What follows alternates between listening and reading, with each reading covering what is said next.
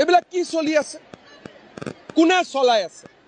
অখিল গগৈয়ে পাল পাতি মানুহ পঠিয়ায়, কংগ্ৰেছে পাল পাতি মানুহ পঠায়। প্ৰচেষ্টা হ'ল যে জুবিনক এজন যেন তেওঁ মদক বাদ দি একোৱেই নাজানিছিল তেনেকুৱা ব্যক্তি হিচাপে প্ৰতিষ্ঠা কৰা। এইটো ভুল নকৰিব। জুবিনে মদ নাখাইছিল, খাইছিল যদিও কিবা দুখত খাব পাৰিব, কিবা কাৰণত খাব। আৰু মদ নোখোৱা জুবিনজনক মই লগ পাইছোঁ। এইটো কোনেও এনেকুৱা ধাৰণা নিদিব যে জুবিনে 24 ঘণ্টাই মদ খাই আছিলে। ভুল কথা হৈ আছে। মুখ্যমন্ত্ৰী ডাঙৰীয়া,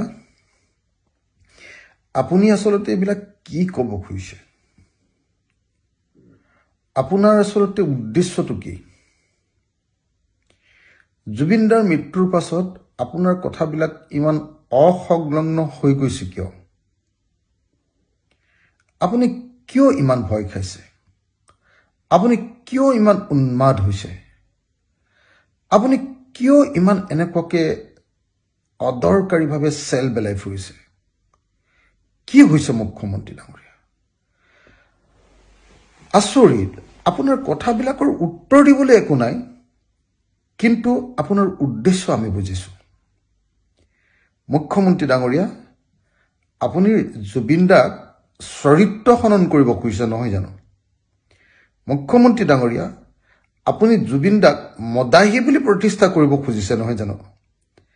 মুখ্যমন্ত্ৰী ডাঙৰীয়া, আপোনাৰ উদ্দেশ্য যে ভাল নহয় আমি পুৰা বুজি উঠিছোঁ।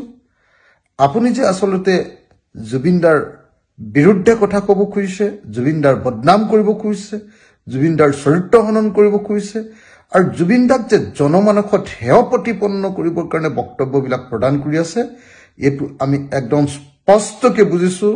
মুখ্যমন্ত্ৰী ডাঙৰীয়া, প্লিজ আপোনাৰ মুখখন বন্ধ ৰাখক। মুখ্যমন্ত্ৰী ডাঙৰীয়া, প্লিজ আপোনাৰ মুখখনত চেলোটেপ লগাওক।